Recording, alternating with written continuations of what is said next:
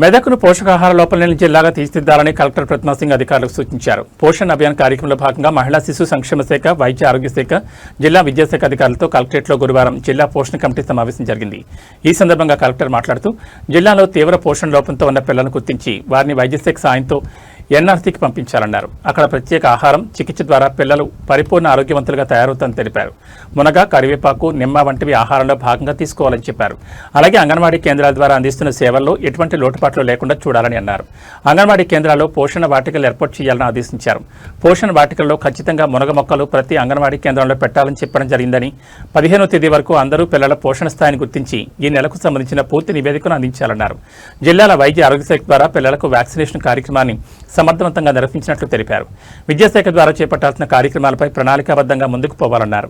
ఈ కార్యక్రమంలో జిల్లా సంక్షేమాధికారి హేమ భార్గవి, జిల్లా వైద్య ఆరోగ్య శాఖ అధికారి డాక్టర్ గణేష్, విద్యాశాఖ అధికారి రాజు, ఇతర శాఖల అధికారులు తదితరులు పాల్గొన్నారు.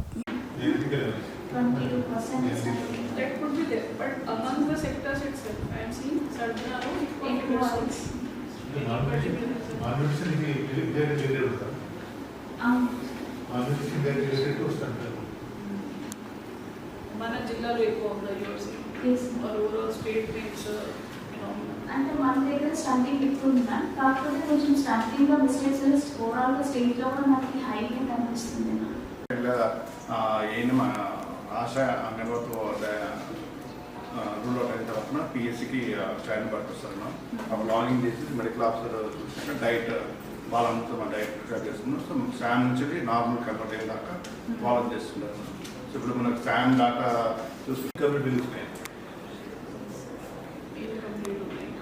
యాక్చువల్లీ లాస్ట్ ఇయర్ మనకి 41 అంగన్వాడీ బిల్డింగ్స్ ఎనార్జీస్ కింద శాంక్షన్ అయింది మ్యామ్. అందులో ఒకటి మాత్రమే మనం ఇనాగ్రేట్ చేసుకోగలిగాం. మిగతా అన్ని కూడా కొన్ని ఇంకా స్టార్ట్ కూడా కాలేదు. మనకి డ్రింకింగ్ వాటర్ ఒక 37లో మనకి ట్యాప్ కనెక్షన్స్ లేవు అంగన్వాడీ సెంటర్స్కి.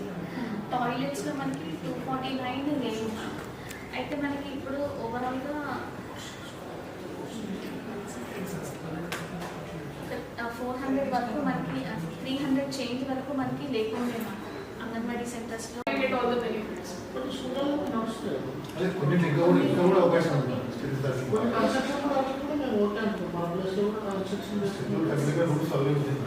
ఒక్కసారి ఇక్కడ ఉన్న రెగ్యులర్ స్కూల్స్లో ఒకసారి క్రాస్ చెక్ చేసి కమ్యూనికేట్ విత్ ద స్కూల్